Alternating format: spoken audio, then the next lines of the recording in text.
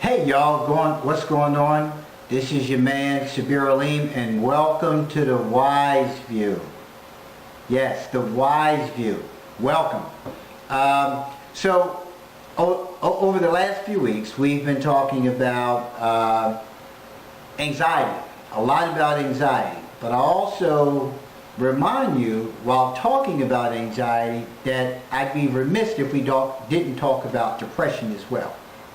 Because depression exists in a large percentage of individuals who suffer with anxiety, right? And I say suffer with because, listen, the reality of it is it's going to always be there.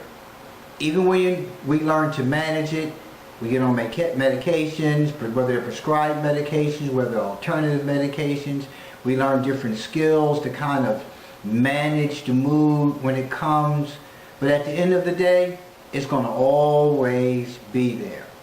Always. But the problem with someone who has anxiety is we spend so much time worrying about the anxiety that we often elevate our own self into a frenzy. So it takes a lot of time, takes a lot of work, but most importantly, it takes counseling. Professional help.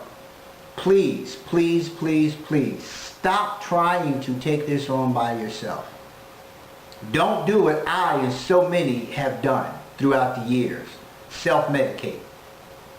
Using either prescribed drugs, either they're prescribed to you or they're prescribed to somebody else and somebody's offering them to you and you're using them.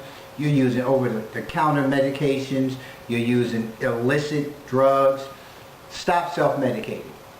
Help is available because in order to properly manage any of these conditions that I'm talking about, it works hand in hand with some psychotherapy and or medication, right? Sometimes you might have to get on medication just to stabilize yourself and you begin to get weaned off of it.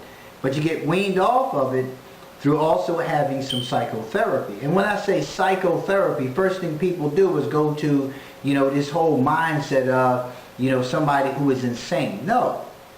This is somebody who deals with psychological impacts of varied conditions. Okay? And we talked in the previous episodes about environmental conditions, trauma, and the like. But one of the things I want to focus on tonight is specifically about depression. And I may interject from time to time some things that are relevant to anxiety as well, which may show up in these signs. But I also want you to make sure that you have a clear understanding of what depression looks like. Next week, I'll follow back up this show with the anxiety and depression combo that happens. And about 75% of the people who have anxiety have depression. We want to make sure we're clear on that. So don't think that one exists without the other. because most of the time it doesn't. So listen, let's go right on into the article. And there's an article online at prevention.com. And the article is titled 10 Surprising Signs of Depression. 10 Surprising Signs of Depression. The operative word here, surprising. Because a lot of people will be surprised about some of the things that they face on a daily basis in their lives and don't realize it may be depression. And again, there's nothing wrong with having a mental health diagnosis. I repeat, there's nothing wrong with having a mental health diagnosis. You can do something about it. That's the good news. That's the good news. You can do something about it. But you have to get to the point of becoming willing to acknowledge the fact that whatever's going on with you, you have not been able to adequately manage. That it seems that your life continues to spiral quickly down that rabbit hole. That's important for you to understand. Help is available, but you have to do something about your condition. Reason being, because the end of unresolved conditions such as that we have been talking about, and others which you will find in the DSM-5, which is a diagnostic statistical manual. These things, listen, you'll find these things in there, and you'll also begin to develop an understanding, a further understanding of what it is that you're dealing with. I lost my train of thought for a minute. I typically turn my phone on Do Not Disturb because people know that at 7 I'm doing a show, but sometimes people forget, and sometimes other calls come through, and I get agitated by that. Yeah, I do. And then I want to go check it. I want to see who it was. I want to see what's going on, because if I got a text message, it's somebody who knows me most of the time. So then I'm worried about what's going on, who it is, if anything's happening, something that I need to know. So again, that's my anxiety. That's what anxiety does. It causes you to focus on things that you don't need to focus on, and you begin to worry about them. And those trains of thoughts begin to run rampant in your mind. Listen, it happens to all of us, and that's one of those little subtle, surprising signs that you may experience yourself and don't realize that's what it is. But you begin to label yourself, and you begin to do other things to address it when you're probably doing the wrong things. Okay? And listen, I'm not trying to scare you. I'm not trying to convince you that you have, some mental health challenges. I'm only trying to increase your awareness. What you do with the information is entirely up to you. It's entirely up to you. You can sit back and you can continue to worry yourself about the stigmas. You can sit back and you can continue to worry about what somebody else thinks, what they say about you. Newsflash, they're saying something about you anyway, and it has nothing to do with those things probably that you're presenting. That's a reality. But if you want to stabilize your own life, if you want to begin to live and enjoy life and not be hindered, not be impeded by these conditions that I've been talking about, it's time for you to do some work. And when you begin to do work, you may find that you're helping somebody else come to some kind of awareness about themselves and the need to get help. Professional help is available. Okay, back to the title of the article. Depression is characterized by much more than just sadness. This article is by Aviva Patz, and this article was written May 21st, 2018. Okay, so to the article. When you imagine a depressed person, it's probably someone who acts very sad and hopeless all the time. Thing is, depression symptoms can be a lot more subtle than that, manifesting not just with emotional signs, but with physical ones as well. Depression doesn't always look like debilitating sadness. Says Richard Kravitz, MD, a professor of internal medicine at University of California. Davis and an expert in identifying depression in primary care settings. That sentence kind of wasn't read correctly, but here's a quote from me. Patients are reluctant to consider depression as a cause of their symptoms, in part because they may equate it with weakness, but also in part because they simply don't associate these symptoms with depression. And I talked about that. You know, what people think, your whole concept of having a mental health challenge, but it makes you look weak. Some people think they're weak. Oh, I can handle this. I can do this myself. I don't need anybody to help me. And again, you keep finding yourself sliding down that slippery slope rapidly. Rapidly. And there are moments where you latch on to something along that slope that, you know, you can hold on to for a minute, but then that becomes slippery like the rest of the slope, and you eventually slip a grip on that and you continue to slide downwards. So it's not a sign of weakness. Actually, it's a sign of strength to acknowledge that there's a possibility that I need to talk to somebody, I need to get some help, I need to bounce some of these things off of people because I don't know what I'd be going through sometimes. You don't want to find yourself in a situation where like you're trying to make a decision whether you want to live or die. And a lot of people are in that situation. Right now, as we speak, we've heard over the past couple of weeks, we have 3 suicides? So this thing is real. It's nothing to be played with. And it is not a sign of weakness. Back to the article. Accurately identifying the problem is key, he asks, because the sooner you get treatment, the easier it will be to return to your happy, healthy self. Here are the surprising warning signs you don't want to miss. And before I go into the list, one of the other things that it says here is that the sooner you get treatment, that means the sooner you go get help, the easier it will be for you to return to your happy, healthy self. So it's twofold. Your happy, healthy self, because other things manifest as a result of you not addressing that mental health issue. And we're going to talk about some things right now. So number 1 on that list. And again, we're talking about 10 surprising depression symptoms. Signs of depression. Number 1 on that list. You're in pain. Depression and pain share some of the same biological pathways and neurotransmitters. About 75% of people with depression suffer recurring or chronic pain, research shows. In a Canadian study published in the journal Pain, people with depression were 4 times more likely to have intense or disabling neck and low back pain than those who were not depressed.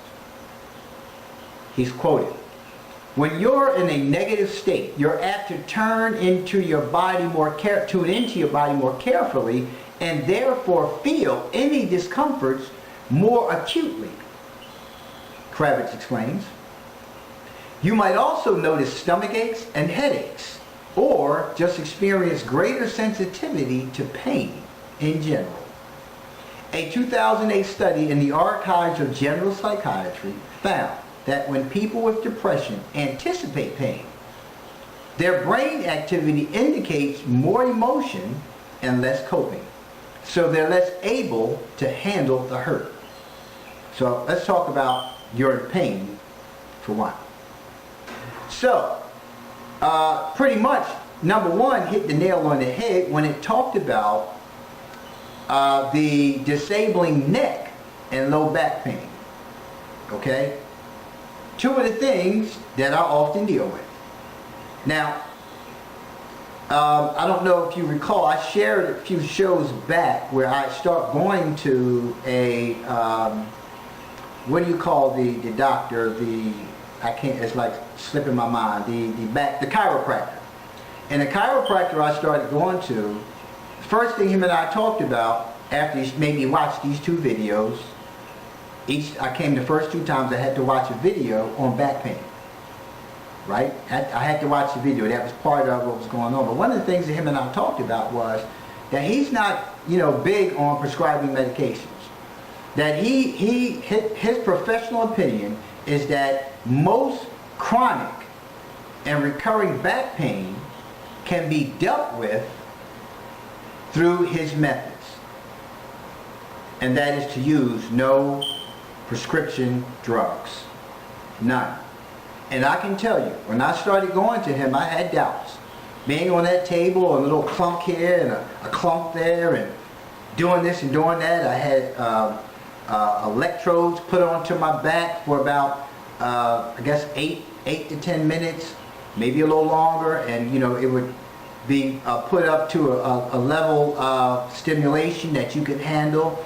And me, I'm a man, so I'm gonna take it all, but no, I didn't take, but I took whatever stimulation I could. An ice pack was put back there, and after that, then he would come in and he would do the thing on the table where the table breaks down and all these other things. And I'm thinking, yo, this is like a joke.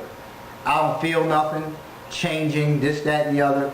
One day I was laying on the service bed, and I was just rocking my feet, just and then I realized that the pain I once felt from my knee down to my toe was no longer there.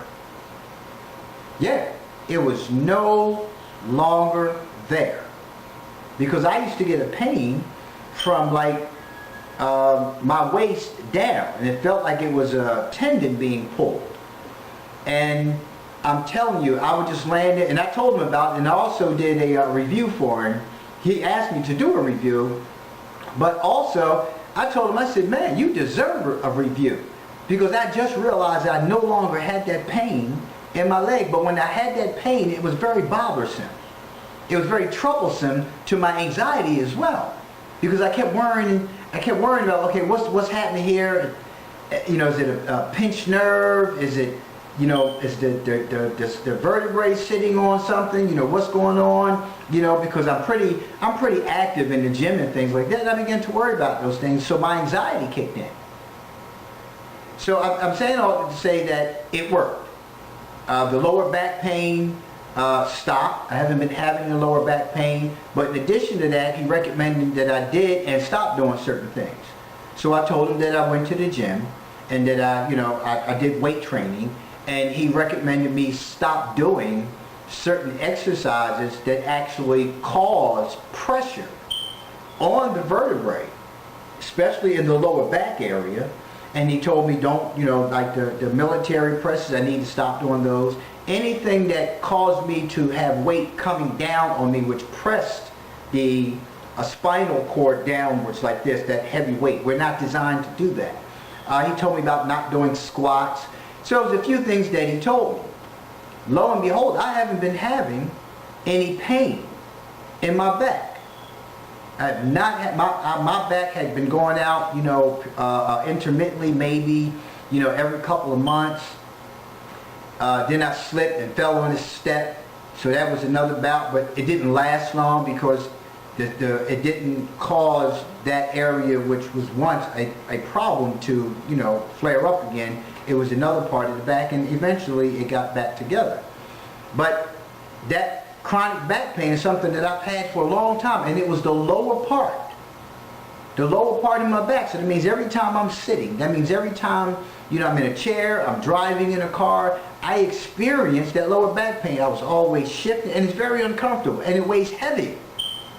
It weighs heavy on your mind. You're always thinking about what's going on. And a lot of us, we don't go running to the doctor because we think we can bring resolve to it. We watch commercials. We see Shaq with that super icy hot pack, whatever it is, on his back, and we see all these things on the shelf. And we get those and we put it on, never attributing it to a mental health condition. And it said that in the article. That's why these are surprising signs of depression, because we overlook those things, and I never associated. Neck pain. I still have neck pain. I attribute it to the car accident I had March 30th of 2010. Now, it could have very well been part of that. It could have very well been part of that. But again, the chronic neck pain is something that I've been dealing with for years.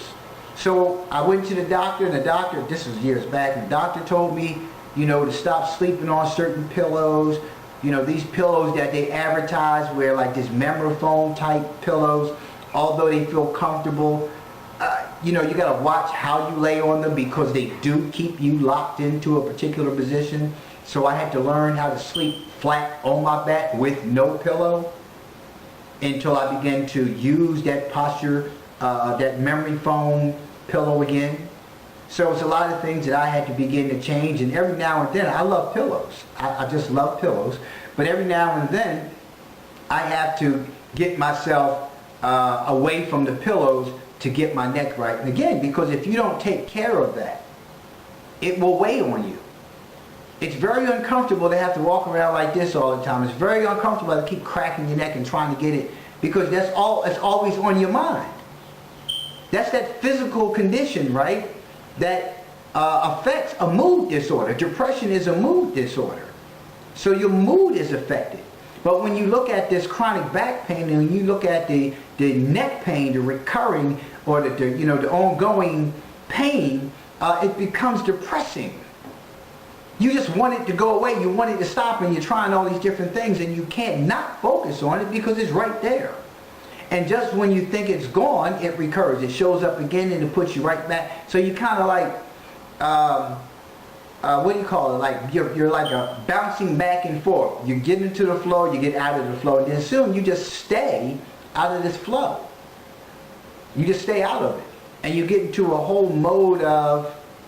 We'll go on. We'll get direct to the rest of them on the list, but you'll get into this whole mode of like, yo, man, this thing. This is where it talks about debilitating. It keeps you from doing anything. It impedes your ability to have fun. It impedes your ability to enjoy your life because it's like right there all the time. And people, you know what? I'm gonna tell you right now. Don't sit down and say, well, just stop doing this, or just because it's not that easy, folks. Stop telling people that, please. Please stop telling people that. You can tell them, well, just go to the doctor and get it taken care of. It's not that easy. And if you think of one thing that you should have been taken care of, that you still have not taken care of, ask yourself why. Because you're trying to deal with it on your own. You're trying to deal with it on your own. I don't trust doctors. Well, a lot of people don't trust doctors. There's some places I won't go because of some things I hear about, the services, and I don't know. But at the end of the day, listen, you're not a professional either. You're not a professional. But it's important to understand that if you're dealing with that, and I just, like I said, most of these articles I do with you guys, I just scan them. I just peruse them for content. But I'm learning the same time I'm doing the show. I'm learning with you. And here it is telling me about disabling neck and low back pain. Neck and low back pain, both things that I've been experiencing, that I've learned to manage over time by getting them addressed. By getting them addressed, by learning how to address them when they recur. As opposed to letting it weigh in my mind, I do something about it because there's something I can do about it. I know what to do about it because I've been told by a professional. These are the things that you can do. By a professional. These are the things you can do to stop this pain. He didn't know anything about depression. Who associated the neck pain and lower back pain with a mood disorder? But also, even in cases where it's not a clinical disorder, it's still depressing. Depression, clinical depression, comes over a period of time. When it's beyond, I think it's beyond 4 to 6 weeks, when somewhere around there it becomes clinical depression. Don't quote me, I don't have the DSM-5 in front of me to look at it, but yeah, there's a period of time. You have to meet a certain criteria to have a clinical depressive disorder. So you have to kind of look at, sometimes it's situational. Sometimes it's situational. So if you were playing a sport, for instance, and you injured your back, well, it keeps you from going to work, keeps you from playing in that particular sport or something like that. Well, that can be depressing. That can be depressing.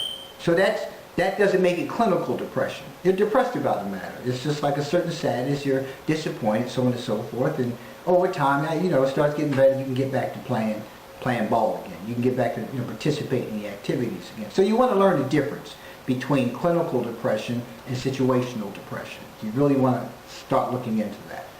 And I'm not asking you to go online and diagnose yourself. What I am saying is that there's enough information online besides Facebook, besides Twitter, Instagram, and all that other stuff. There's a whole lot of other information about you that you can learn online. Just look some things up like I do. This is how I learned about myself. This is how I learned about how to help others. But you got to help yourself first. You can't go help somebody else if you're not helping yourself first. That's the most important aspect of all of this. You have to save yourself first. Once you save yourself, then you can go back and save your family. Once you save your family, you and your family are now on a road to happiness. Now you can go impact the community. And you can help the community get on track. But you got to save yourself first. Most importantly. Okay? Number 2 on the list. You've gained weight. To the article. Where did that extra roll come from? Maybe from all the late night ice cream you've been inhaling. Or from the frozen dinners you've been eating because you don't feel like shopping or cooking. Although comfort food can raise levels of the mood-boosting brain chemical serotonin, over time, emotional eating can lead to weight gain and feelings of guilt and shame. Plus, it does nothing to treat the underlying causes of depression. A new study in the journal Obesity confirms that high levels of stress and depression make it tough to drop pounds and stick to effective weight loss strategies. On the flip side, some people may lose weight as depression zaps appetite. And I told you that's also one of the symptoms of anxiety, loss of appetite, because you have that feeling of nausea, and you're so tense in your gut here, right, that you just can't eat. You just can't eat. One of the things that it talks about in number 2 here, it talks about inhaling that late night ice cream and how you're inhaling all these foods that you ain't got no business inhaling, let alone indulging in, right? That's that emotional binging, and you don't even see it. It says here also about getting those frozen dinners. Let me add something else to that. Fast foods, always eating out. There was a time when you would cook. There was a time when you would shop. Somewhere along the line, let's say you just stopped shopping. Right? You have food in the fridge. You have food in the freezer. And over time, you were cooking, and then you began to slow in your cooking, and you weren't going shopping. So there were also times when you look into the refrigerator and like, I really don't want nothing that's in there. And you may have plenty of stuff in there. Stuff that you typically enjoy.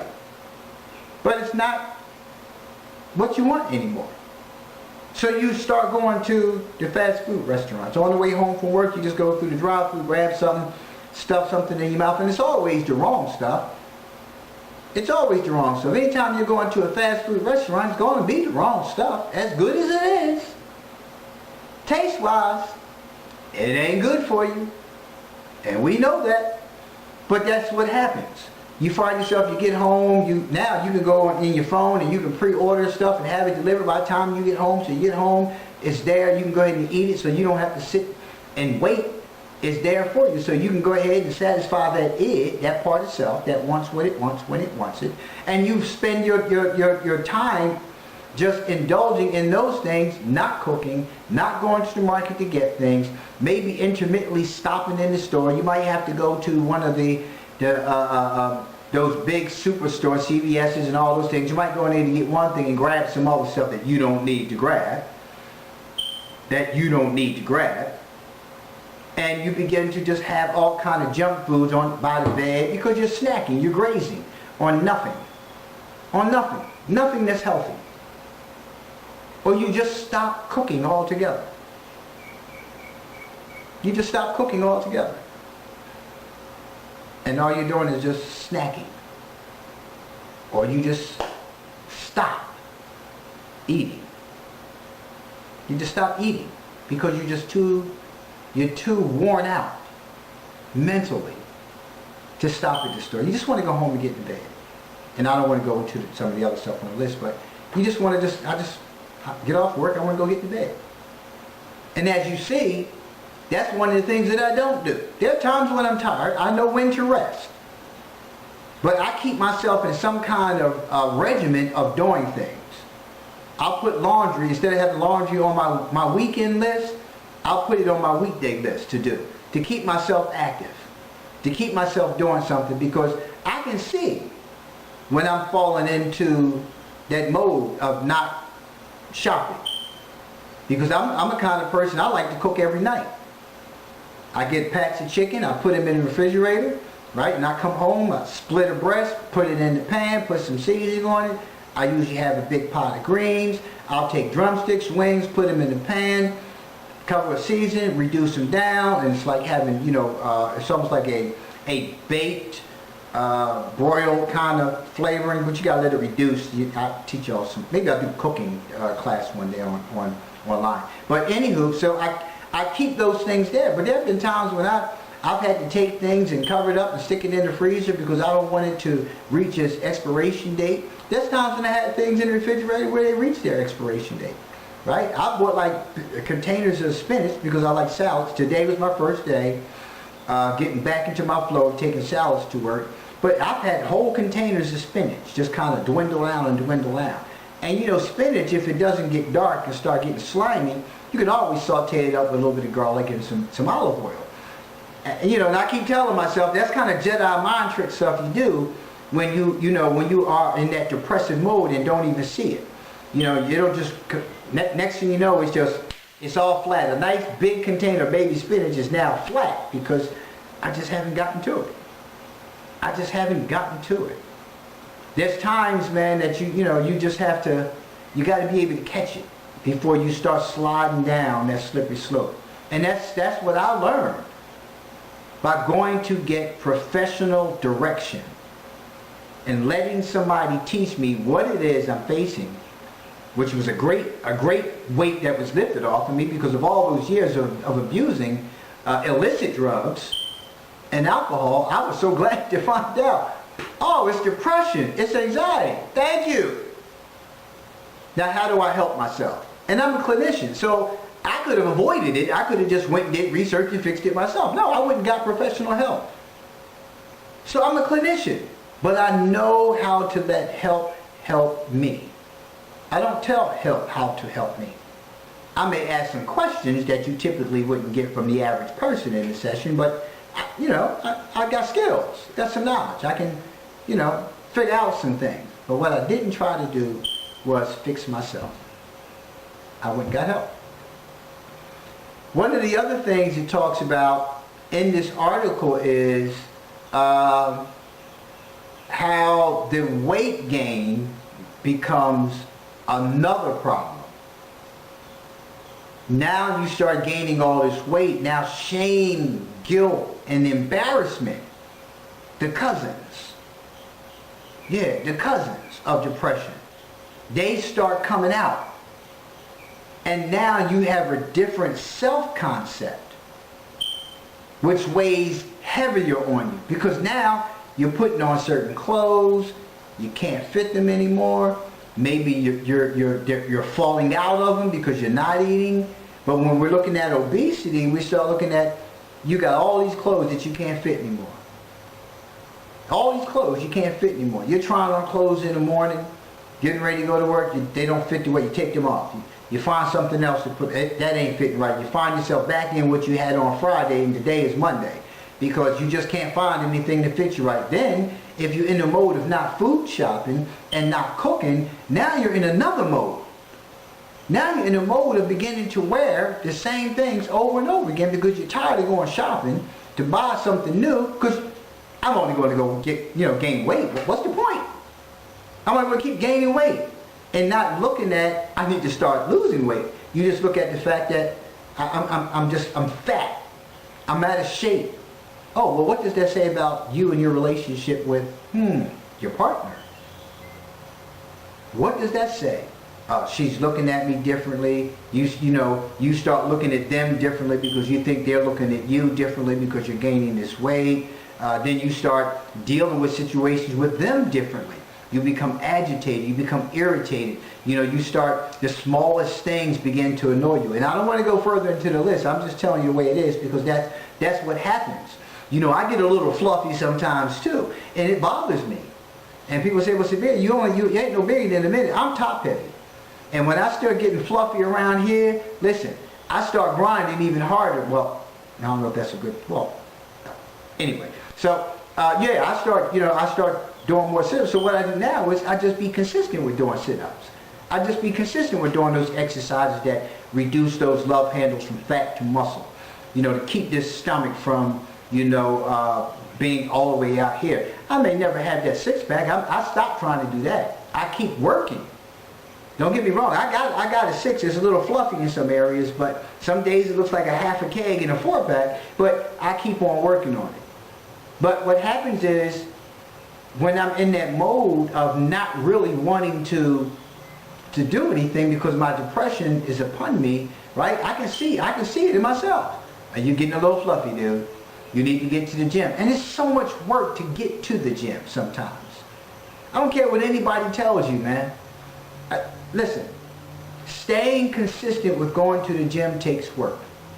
When you go through these kind of moods that I often go through with anxiety and depression, sometimes, man, I'm just not going today. And today turns out to be a week or two. It turns out to be a week or two. In some instances. Sometimes my anxiety is just so high, man, where I just want to sit. I want to sit in the house. I don't want to be out and about because, it's a little. I'm chill, right? But then there are times when I have to go. So it's things that I do to make myself relax. To relax. And that's where you got to see the difference. See, there's times when you have to do something and you put in place those skills. And then there are times when you don't have to do anything, where you kind of get lackadaisical about doing those things that you were taught. So it kind of works. Listen, the bottom line on it is, you got to be aware of these things. If you see yourself just kind of binge eating, late at night you're getting up eating stuff, you find yourself no longer cooking, shopping, getting those things that you need to get, it's a good chance that you may want to talk to somebody, a professional. Number 3 on that list, you have a short fuse. And I was just talking about some of that. If the slightest mishap sends you into a rage, or grouchy is your new normal, you may be depressed. In 2013, in a 2013 study published in the journal JAMA Psychiatry, 54% of people with depression reported feeling hostile, grumpy, argumentative, foul-tempered, or angry. And it's a quote. Once you're on the negative side of the house, you're most accessible to the rooms where other negative moods hang out. The cousins. Remember I told you about the cousins.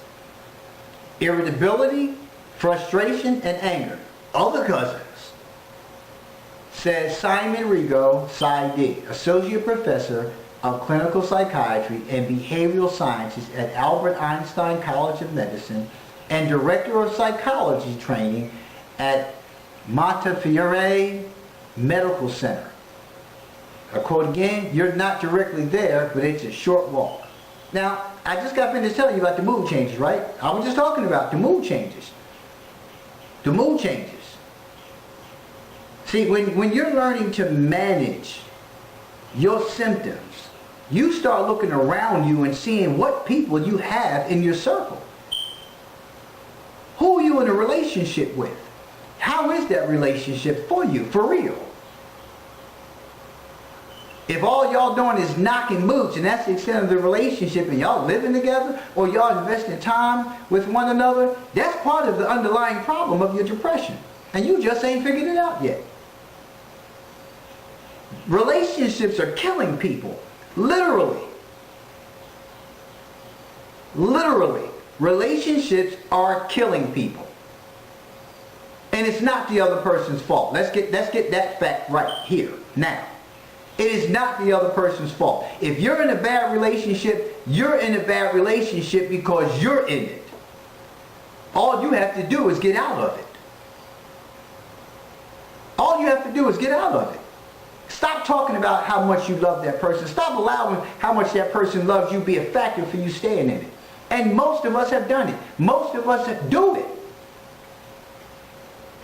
Me. Guilty of it. Mr. Codependent. No more, but Mr. Codependent. I've done it. I've done it. When you start looking at, if your depression is not properly managed and you're experiencing this grumpiness, this hostilities, this argumentative stuff, listen, I'm trying to tell you that when people act this way, they blame the other person for them being confrontational. They blame the other person. We blame the other person for being confrontational. We blame the other person for being hostile. We blame the other person for being argumentative. We blame the person. We victimize the person, and then we tell the damn victim that it's their fault. That's why it's so important that you take a look at who you're around, who you have around you. Because you need to go back to being that happy, healthy person who you used to be. And it ain't nothing but that relationship in most cases. Because it ain't for you. Because it ain't for you. Another thing that it talked about in here was being angry.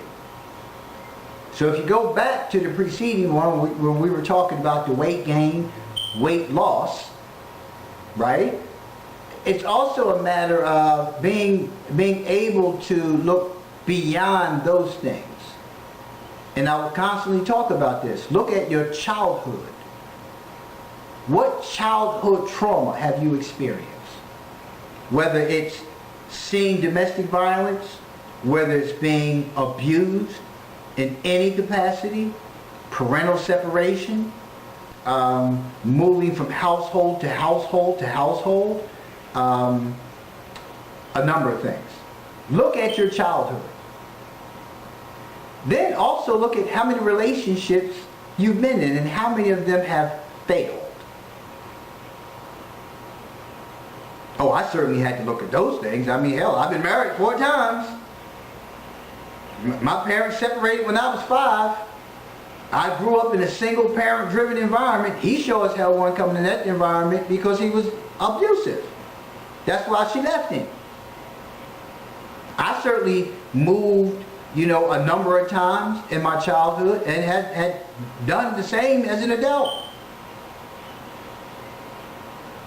The list goes on and on. Then I spent years abusing drugs and alcohol. I spent years living that street life. But the difference between me and you who ain't getting no treatment is that I had treatment. That I went through some counseling and got some help. That I stopped getting high. That helped a whole lot. It really did. I stopped getting high. I stopped twisting one up. I stopped putting the line down. I stopped taking a drink. I stopped doing all those things. I got off that street life tip. I started gradually entering into manhood, shaking off the boy. Yeah. I'm talking about me. I'm talking about me. Now, I don't know what you have to do. I don't know what you've been through, but I know that if you are experiencing any of these things that I'm talking about that's on this list right now, or any things that I've talked about in any of my previous shows, you need to go get some professional assistance to address those things. Or you're going to spend the rest of your life compounding more and more stuff, because we live in a world where there's always stuff happening. And that's all you're going to spend the rest of your life doing. Is that happy and healthy? Is it? Is that the happiness and healthiness that you're seeking for in your life? Not me. Not me. That's why I sought help. And this was back in 94. I stopped that street life, that drug and alcohol thing, and I think I went to counseling somewhere in 94, 95, and again in like 96, 97, right? Because I learned a lot of things about myself. I learned a lot about the traumas that I experienced in my life. Yeah, I learned a lot about myself by going to counseling. Was able to bounce some things off of people and begin to open up. When I opened up to somebody else, other things started opening up. My heart, my gut, my mind started opening, and I started realizing some things about the path that I chose to take and the things that happened along the way. Because you know, Little Red Riding Hood, there's a lot of things that she encountered on the way to grandmother's house, especially that wolf. Well, I was the wolf. I was the wolf. Yeah. So, the negative moods, it talked about when you're more accessible to the rooms where other negative moods hang out, irritability, frustration, and anger. Now you put that with shame, guilt, and embarrassment because you're overweight. All these cousins, all these damn family members, right, are just having a damn party. They're just having a party inside of you, unbeknownst to you.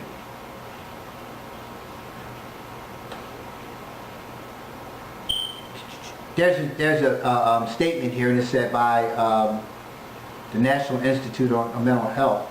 An estimated 16.2 million American adults has experienced at least one depressive episode.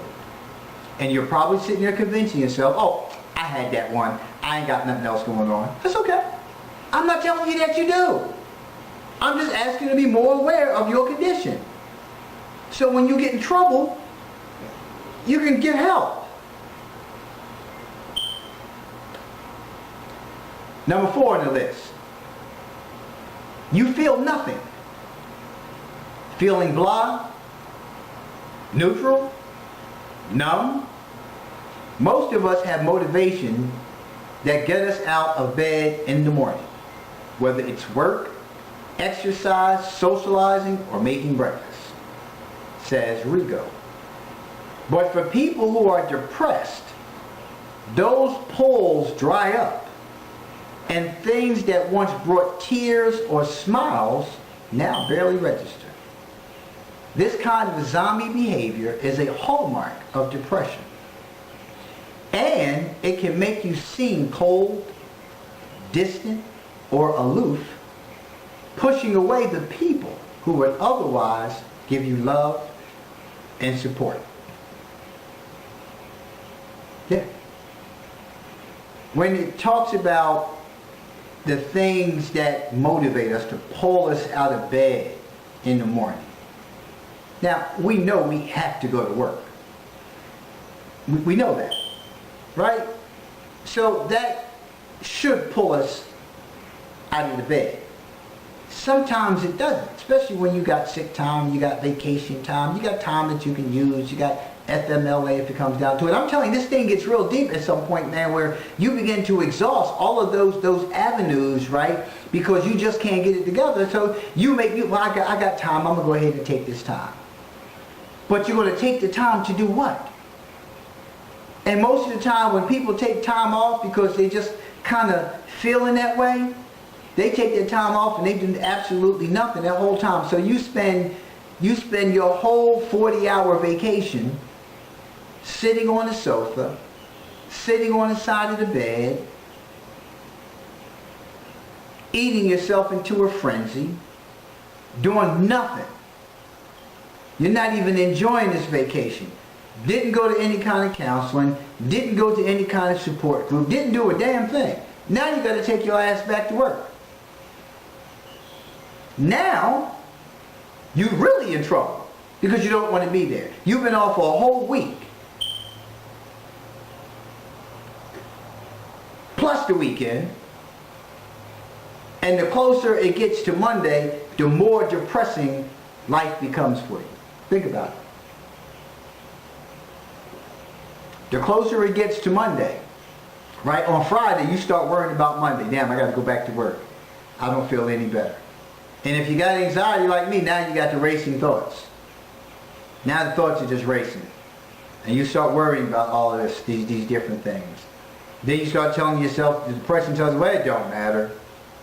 You'll get another job. Then the anxiety says, well, I don't want to lose my job. I need to keep my job. I love my job. Then the depression kicks in. Well, listen, you got credentials. You got hired. They'll understand. They'll give you some more extra time off. They'll work with you. But nothing in that discussion between the two amounts to anything, especially resolve. There's no discussion about we need to get help. None of that. None of that comes into play. Getting up, making breakfast, you just get coffee, you roll out. You really don't do a whole lot of socializing like you used to. You used to group up with people, maybe on a Friday or a Sunday. You find yourself even going, to your religious service and then rolling out and going on home. You do it because you're obligated to do it, so that used to pull you. But then, you start, next thing you know, you're not going, to services anymore. You just, you'll listen to it on the DVD. You'll watch one of the channels. Yeah, I'll catch up. You convince yourself. The Jedi mind trick, all that stuff that goes on. You begin to do all those things. But again, that's why these are 10 surprising signs. Because these are things you will never look at.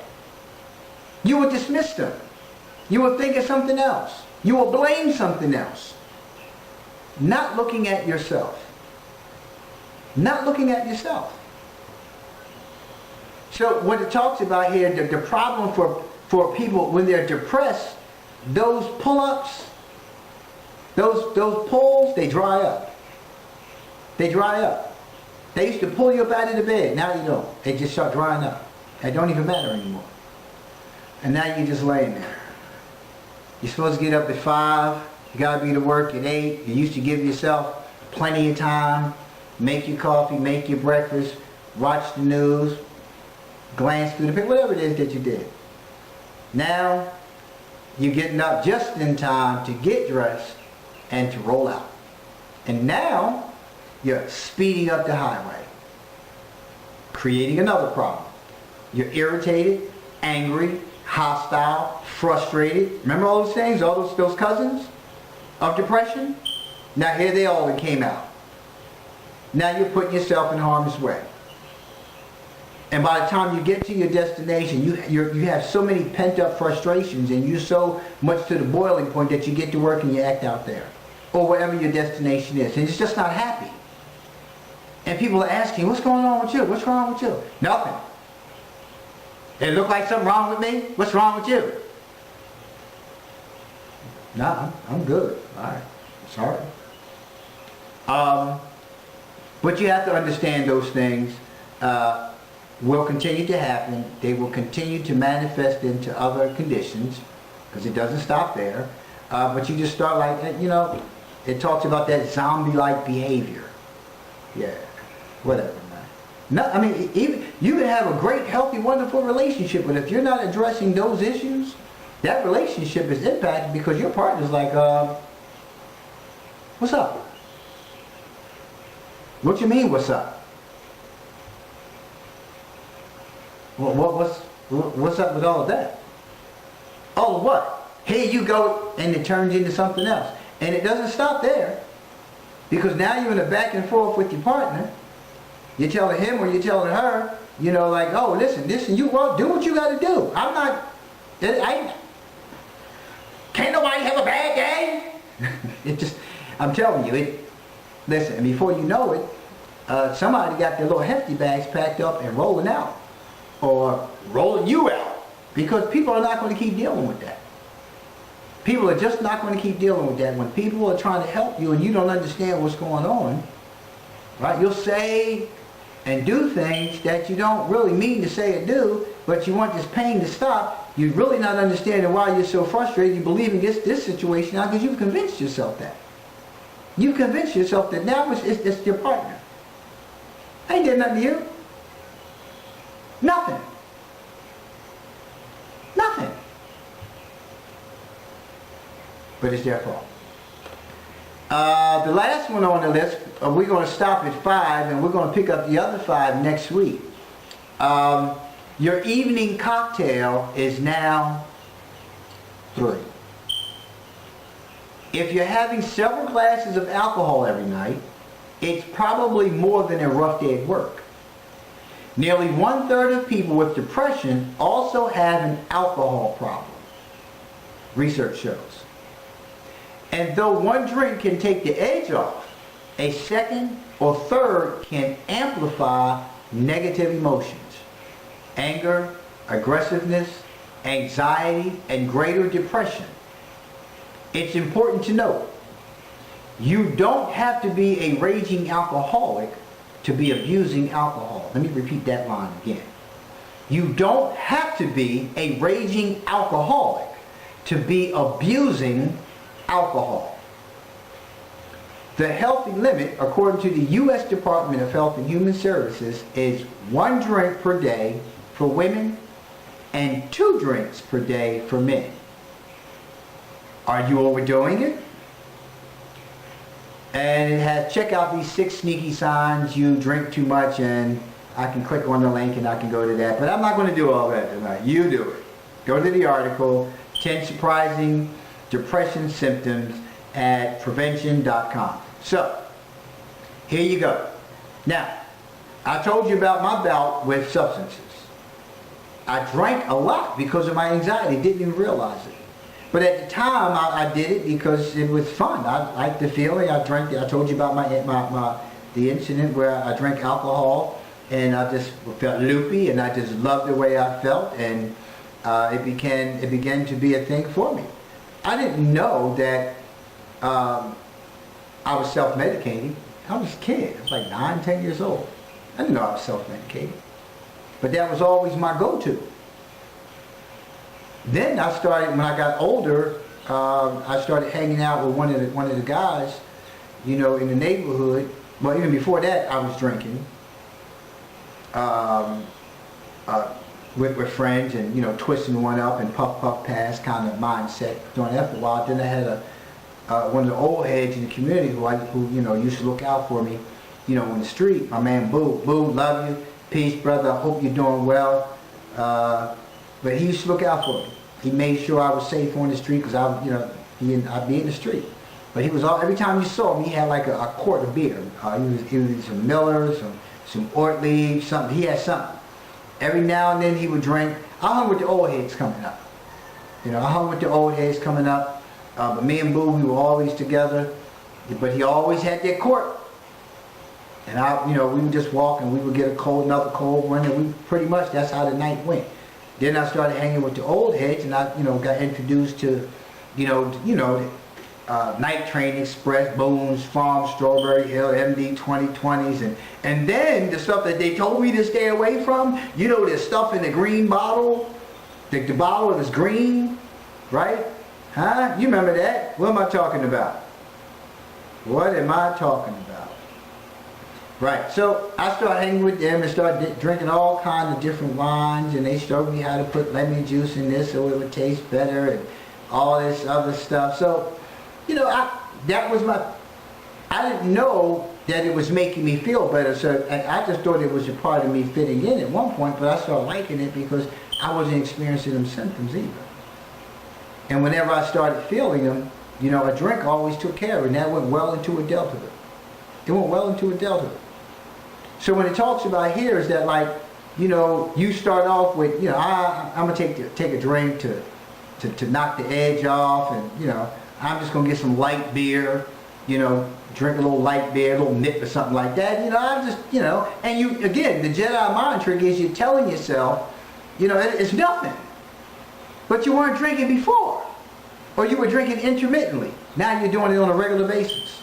And a regular basis don't necessarily start every day. Sometimes it might just be on Friday. You're taking the edge off the work week. That's what you tell yourself. That's Jedi mind trick. And the next thing you know, it's Friday and Saturday. Next thing you know, it's Friday, Saturday, Monday. Because I'm not going to drink on Sunday. It's supposed to be a day of rest, so I'm going to give myself a break. I can handle it. See, I'm managing it. I'm not an alcoholic. But it said here, you don't have to be a raging alcoholic to be an abuser of alcohol. An abuser of alcohol. Because there's a difference. But it increases. So now it's no longer the little nip. Now, do you make nips anymore? It's no longer that little 10, 12 ounce beer, right? Now it's two of them. Or now you done added a shot of something into it. Or now it's just a shot. The beer just don't do it no more. So now it's a shot. So now you find yourself with a whole showcase, you know, of all kind of alcohols and liquors and stuff like that. And you got the Jedi mind trip with yourself. It's like you just like variety. You don't want to drink the same thing all the time. And the next thing you know, every day, you're taking the edge off. Now you got another problem. Now you got another problem.